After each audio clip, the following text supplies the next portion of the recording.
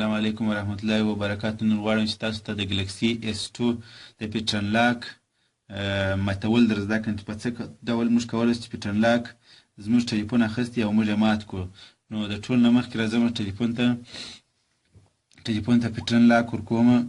سټینګ ته لاړ شو، سټینګ څخه وروسته لاک سکرین څخه وروسته راځم پیټرن لاک ته ورځم. نو ساده پیټرن لاک ورته ایږدم.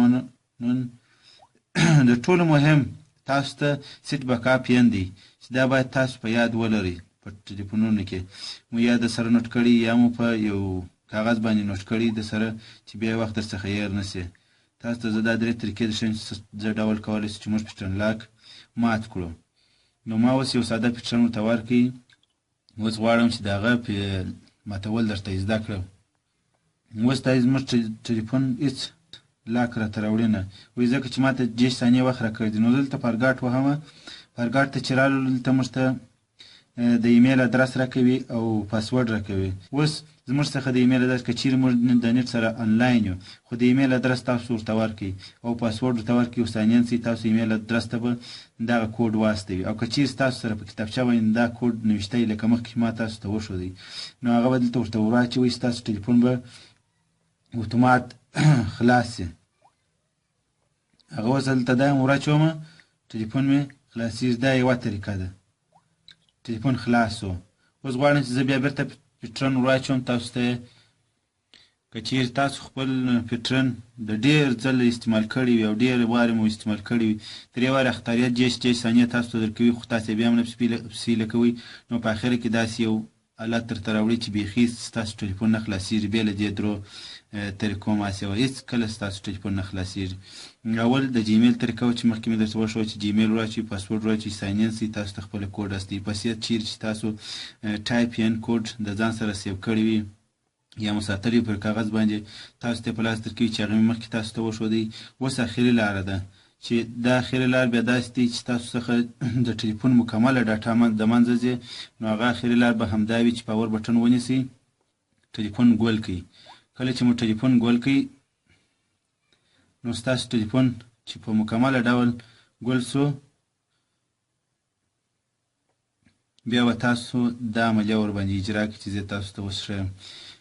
د والیم اپ کلي چې په انګلیسي کې والیم اپ کلي ورته وایي چې موږ تاسو ته اواز لوړه حصه کښېکاږو، ټینګ یې نیسو، پسې هوم بټن دی، پسې پاور بټن دی چې په انګلیسي کې هوم او پاور بټن دی په ټلیفونو کې ورته ویل کېږي. دا ټینګ سره نیسو، ټلیفون ورباندې راچالانوو. ټلیفون یو ځلې چالانېږي، دوم ځلې هم چالانېږي، درېیم ځلې به تاسو ته خپل اپشن درکړي.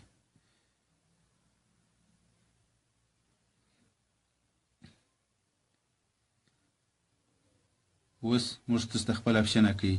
نو درېیم اپشن ته به راسئ، د والیم لاندې کلي، یعنې دغه د اواز لاندې دا لاندې حصه نه ده، دغه به تاسو کښېکاږئ، په دې به درېیم اپشن ته راسئ. درېیم اپشن کې لیکلي دي ویب ډاټا فیکټوري ریسیټ.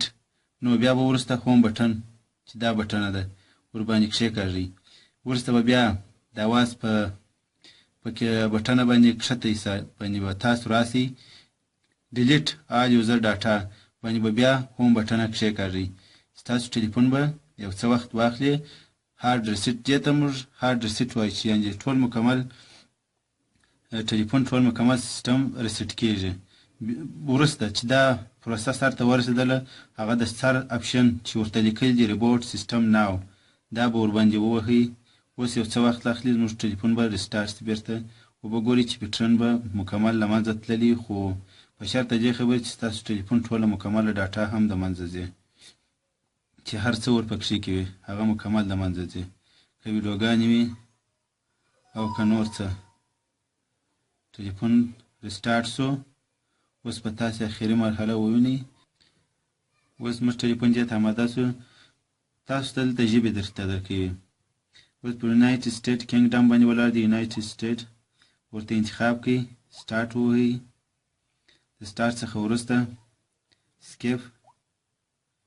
سکیپ څخه وروسته تاسو ته ټایم زون راوړي، که چیرې ټایم برابرول غواړئ. اوس خو زه ټایم برابرول نه غواړم، یو کویک ریویو د ورباندې ورکوی. نیکسټ. تاسو ته دلته د جیمیل اکاونټ غواړي، چې هغه ورته ورکړي نو دی سمسونګ اکاونټ ته ننوځي داخلیږي. نو اوس هغه هم زه نه ورکوم سکیپ. دلته ګوګل اکاونټ غواړي، هغه هم زه نه ورته ورکوم نو.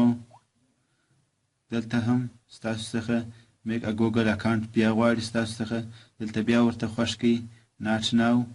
اوس هم بیا نه ورکوو ورته. همدلته ګوګل لوکیشن ستاسو څخه غوښتي، دلته دس فون بیلانګ ټو، دا په چا پورې مربوط دی، دې ته ضرورت نشته، هسې مخ ته ځو. اوس فینش بټن ووهئ چې مکمله پروسه بشپړه شي. ټلیفون خلاصو، پیټرن لاک ستنه مکمل له منځه ولاړی، خو ستاسو د ټلیفون ټوله ډاټا ډیلیټ شوله.